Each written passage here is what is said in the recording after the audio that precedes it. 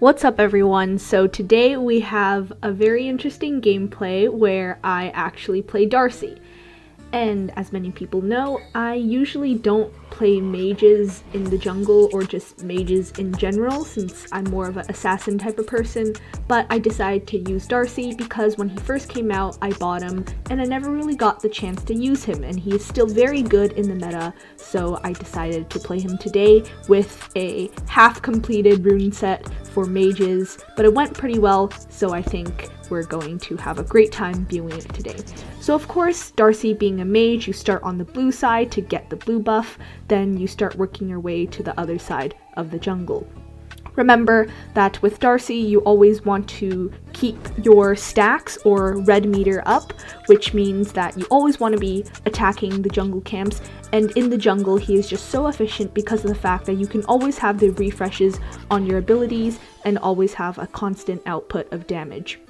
For Darcy in the jungle, I like to use his S1 and max it up first because it's a guaranteed source of damage and is just so efficient for ganking. You can always slow the opponent and combo yourself that way. You can poke at them with it, it's very versatile, and in its enhanced state when your red meter is full, his passive is all the way up. You can have a heal off of it too and move faster, which allows for extra mobility because without his skill 1, Darcy is quite immobile as a character.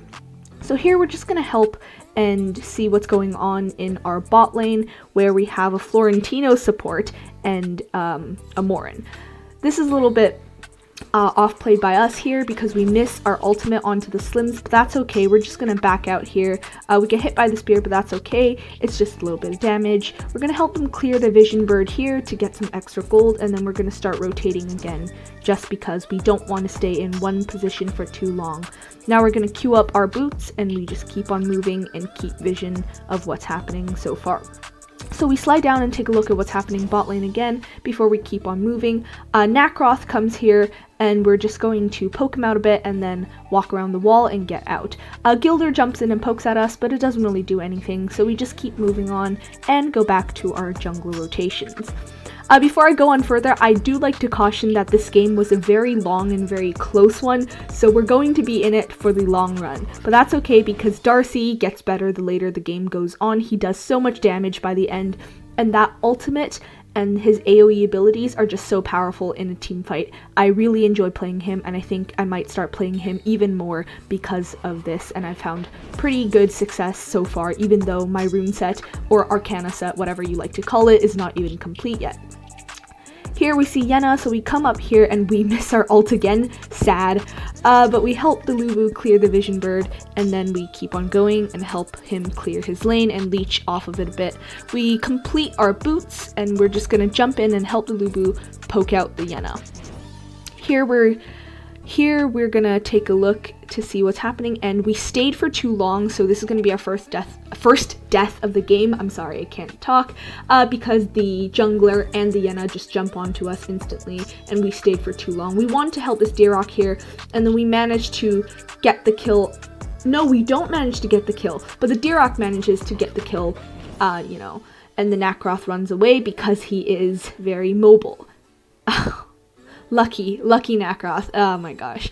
He escapes with 10 HP. That's sad, but that's okay. We're gonna pretend that we totally meant to do that because, getting one death early games means we're gonna do well for the rest of the game. Remember that, folks. We totally purposely meant to die there in order to make it more interesting for us and not just stomp their entire team.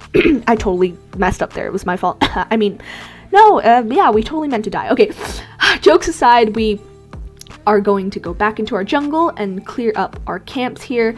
I mess up here because I dragged the buff out a little bit too far. Oh my gosh, haven't played him in a long time, so excuse me for these little hiccups and stuff. Here we see the Lubu starting our small minion camp, and we're just gonna finish it off, and we're just gonna poke out the slims here. And this time we finally managed to hit our ultimate. Slims get zapped back there, and then we get caught by the Nacroth because the Lubu decides to go off chasing the Slims and didn't help us here, but that's okay. A little bit too deep by me, but that was still a little bit annoying, and you can see me here getting a little angry, yelling at them to help me, but I didn't send it because I didn't want to be that person. It was on me, it was my bad. I shouldn't have gone in so deep. Anyways, so we continue on here, and we're just going to wait until we respawn, and we're gonna respawn and go clear our blue side jungle. Gets a little bit better from here. You know, we have 2 early game deaths, but that's okay. Oftentimes with mage jungles who are very immobile early game, that's where you're gonna die the most. But if you can stick it out and manage to get a good mid game and late game, you're gonna do okay. So here we spotted the Gilder and we spotted the Nacroth and their Grak ganking top lane, and our support Florentino dies, which is unfortunate, but we can't really do anything there now, so we're just gonna continue on. You see the Gilder trying to steal the blue buff, but that's okay, because when you're clearing and you know enemies are nearby, what you want to do is you want to drag that buff out a little bit to the edge, so just in case something happens, you can have a higher chance of being able to clear it. Here we throw our ultimate and we get both Grak and Yenna. We jump back to our ultimate location. We zap Grak, but he doesn't die. He escapes with 10 HP. Yenna's here. We have 10 HP left, but it's okay. We're going to use our poke and we're going to use our abilities to kill her with our S2. Very nice play. Exactly how you want to play Darcy. Darcy has great poke and a really nice slow on his S1, which you want to combo into your S2 to make it land more effectively.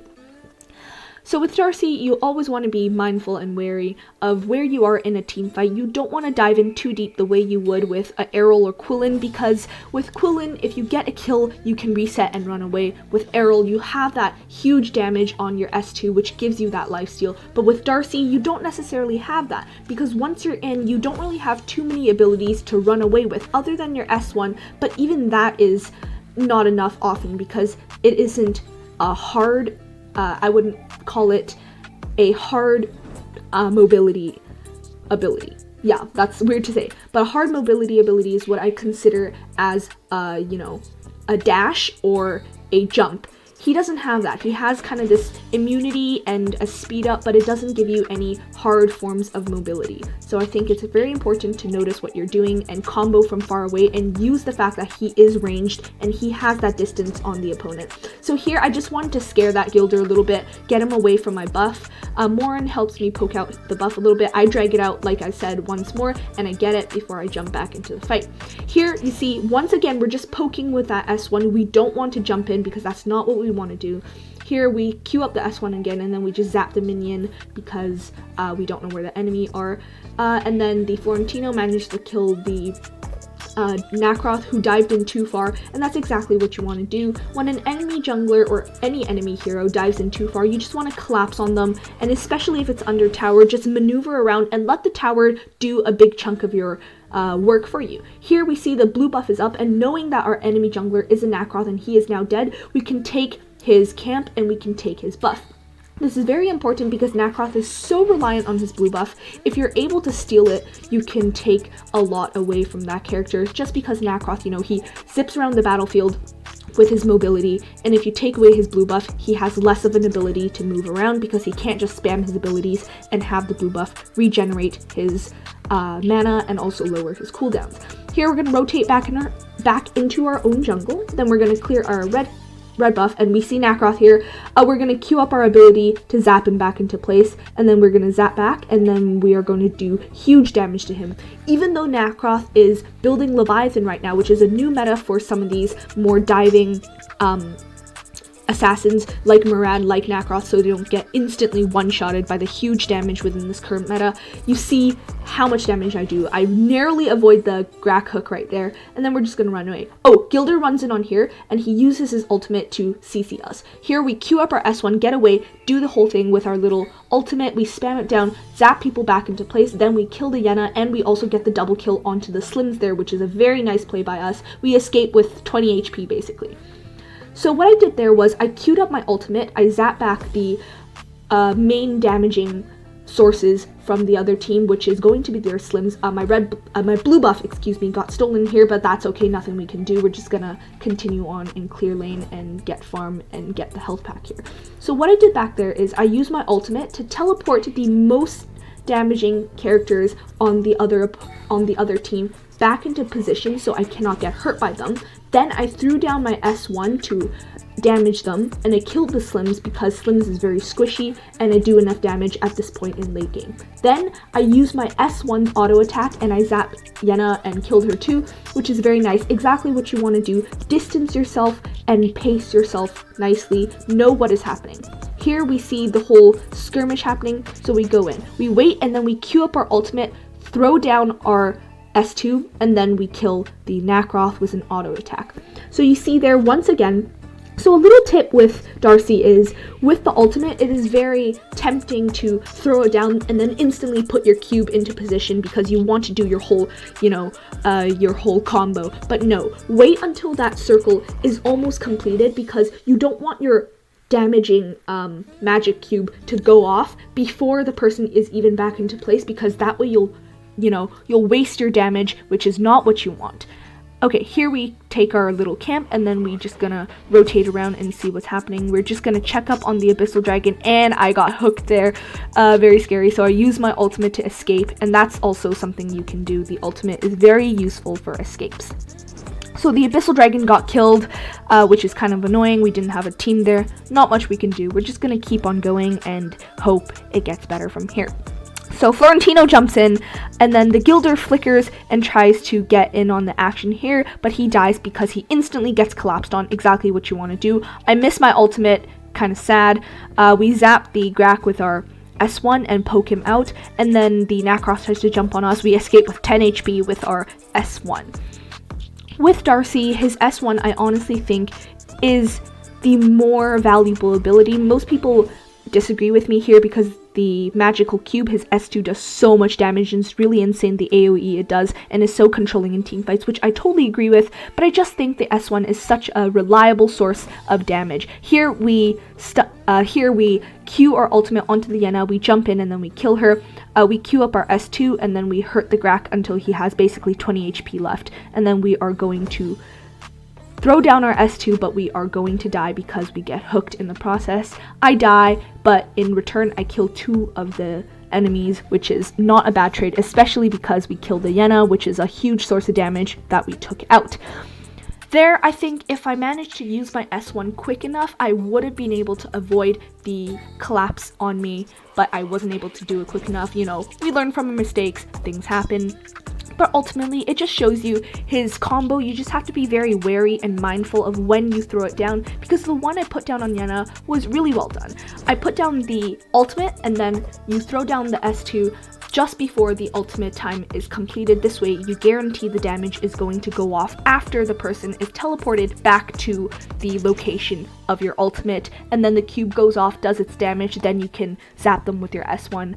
It's a really nice combo. You just need to know that for Darcy. You need to know when to use your when you need to use your S2 and when you need to use your S1 and when you need to use your ultimate, because that ultimate has a decently long cooldown, but it's just important to know when you're going to utilize it in a team fight because it's so impactful. CC is so strong in team fights, I cannot stress this enough, and that's why so many pros love playing Darcy. He's just amazing in team fights, has so much potential, especially he does so much damage too. And within the current meta, I think he goes really well with another mage like D-Rock, who has a lot of CC, and it's just really annoying for the enemy team to traverse around all of that CC and all of that. I just get collapsed on here and I die. Bad play by me, because I really should have known that, the enemy is definitely going for the the Dark Slayer, which means they would have been right there on the top of the map, and I really should have retreated right there. That's sad. That's okay though, we just have to take the L sometimes when we don't play too well for ourselves, and we messed up there. That was on us. We shouldn't have overextended the way that we did. I really just wanted to check up on things, but we paid the price for it. We should have been more mindful of our macro abilities, macro rotations. This is very important on Darcy. Darcy is very key on his macro rotations because his kills are generally not going to come from one-on-one skirmishes the way Errol would have, his kills when you can jump on someone when they're alone. Most of Darcy's kills are going to be from either team fights or cleaning up. Not saying you can't have one-on-one skirmishes and win, because you definitely can if you do your whole combo correctly, but he's just a lot stronger within team fights, I would say. Here we zap the Nacroth and we throw down our cube to do damage. The Nacroth jumps in and then gets out again. We're just throwing down our abilities to zone the enemies away, because Darcy's very good at doing that. Seeing that S2, charge up, and seeing that S2 about to blow up is just mentally for the opponents is a huge source. Like, mentally they just want to get away from that because they know it's a huge source of damage. They just don't want to get close to it. Psychologically, it's very powerful to just zone them with that S2. Here we zap the Nacroth and he runs away because he doesn't like that damage, even though he's building Leviathan. Here we are going to get away from the Gilder, charge up our S1. Oh, and then we actually use our ultimate here, and then boom. You see right there exactly what I was talking about. With Darcy, you want to take that S2 and put it down onto your ultimate's location if you have gotten an enemy tagged by it. Not immediately. You want to put it down once it's about halfway done its charge up process of zapping the person back into place of your ultimate, because there is a charge up process for your cube too. You don't want that cube to go off before that ultimate period is done and takes the opponent back to their original location of where the ultimate was. Just very important. I think that's one of the biggest mistakes rookie Darcys make. They just throw down everything and then they miss a huge chunk of their abilities. Here we see, again, we throw down the ultimate and then we jump in and then we help clean up the fight. There we get lots of nice assists. Nacroth jumps in trying to, kill someone, but it doesn't work and he has to run away to avoid getting killed. If we had our ultimate there, that Nacroth would have been dead. Okay, here, we are going to clear the wave because we know chasing a Nacroth is pretty useless, and our blue buff is gone. Of course, they stole it, but that's okay. We're going to clear the small camp, get gold, and get some healing wherever we can. We're going to roam around the map now, and we're going to follow this Dirac because it's always good to stick by a teammate, especially one with so much CC and can protect you decently. Here, we're just going to clear the lane, then we're going to check up on the Abyssal Dragon, which our Florentino is clearing up right now. So we're just going to hit that Abyssal Dragon with our abilities, and we're going to leave the Dragon Egg to our ADC. We got our Blade of Eternity. We're going to queue back to our base now to protect it because we see the Nacroth coming in. We don't want him taking down another tower. Okay, that's annoying. Our ADC completely wasted that stone, which is very, very bad on his part. You'd never want to waste such a precious commodity, Okay, as an ADC, that stone is supposed to give you a second life, basically. Protect you from getting jumped on and killed. If you're just going to jump into an enemy team, you might as well leave it for your jungler or leave it for your mage, because you're just going to waste that stone, and it's just going to make it so much harder for your team, We basically cleared that Abyssal Dragon for no reason other than gold now. It usually should be a strategic choice to get that stone because you want to protect your most vulnerable members. Here we jump away, and then we jump away even further with our ultimate. We want to disengage. Nacroth jumps in, bad on him, we zap him and he dies. Because he went in way too deep, we collapse on him, good on us. Ooh, nice play. Okay, so we survive with 1 HP. The Gilder dies because our Dirac collapsed on him and the tower damage was just simply too much. Here we throw down our ultimate. We know we have our Blade of Eternity. We die, but we respawn instantly later. We kill the Grak, but then the Slims kills us. Honestly, right there, we should have just ran away, but I was too greedy for the kill since I didn't want to burn my Blade of Eternity for no reason, but I did end up dying, so that was kind of bad on us. But we learn from our mistakes. I'm still quite new on Darcy, but the fact that having a half-completed Arcana set and being so new and still doing generally pretty well with our ganks and also our kills, I think it just goes to show that with time, playing Darcy is so useful for team fights and so useful in general because he is so versatile in the jungle. You can really go around and clear the camps fast with your resets from his passive. You know, the enhanced abilities from his passive and the resets are just so strong coupled together, and it's really great for ganking. You know, just throw down your ultimate and then wait until it's halfway done, throw down your S2, and then just wait to see your opponents to come back to their original location, and the damage is going to kill them instantly. It's great. He's very fun to play. Recommend him a lot.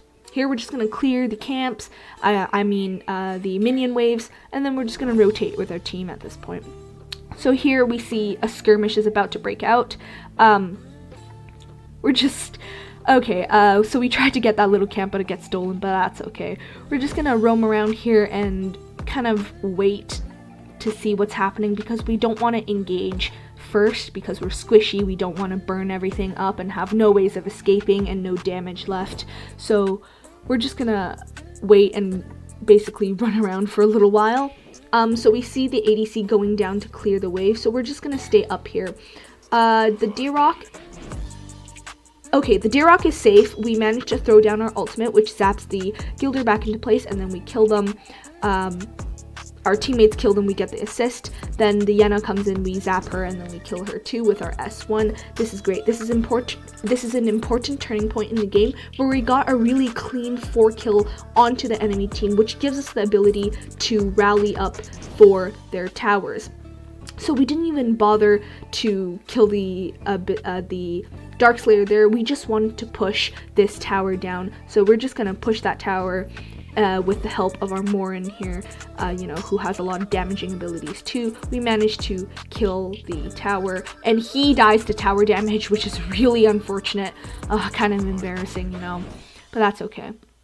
So we're just gonna wait around here and wait for the Slims to overextend slightly, throw down our ultimate, wait until the period's almost done, then we're gonna zap him with our S1, and that S2 had already done so much damage to him. That was a great play on our part. We had to burn our Arctic Orb for it. I think I actually burned it too early, definitely, my bad. And oh my gosh, okay, that was a misplay on our part. First of all, I shouldn't have used the Arctic Orb, could have just walked out of there, but I kind of panicked a little bit. And then I went in too deep and got killed by that Gilder's S2. Annoying, but that's okay. We're gonna spawn very soon. That's okay.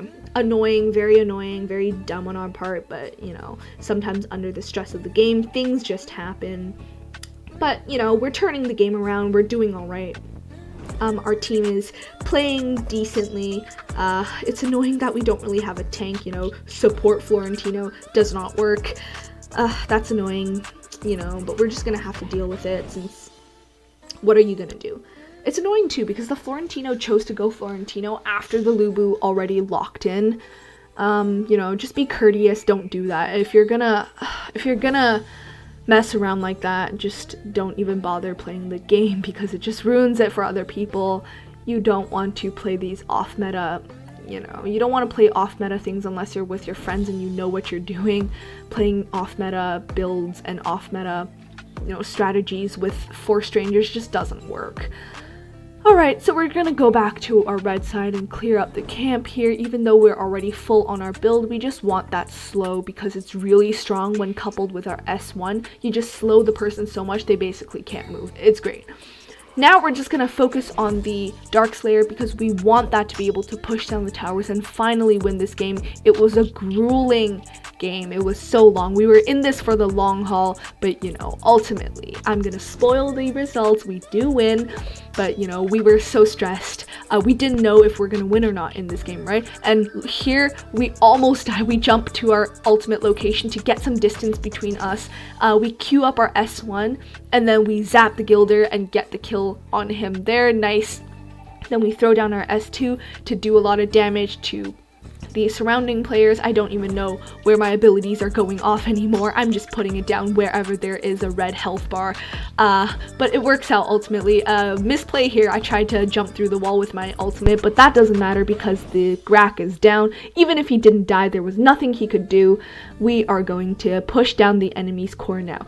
It just goes to show that if you're patient, if you know what you're doing, if you team fight well, if you work with your opponent, if you work with your teammates and take down your opponents, you're gonna win the game in the end. Nice job, GGWP.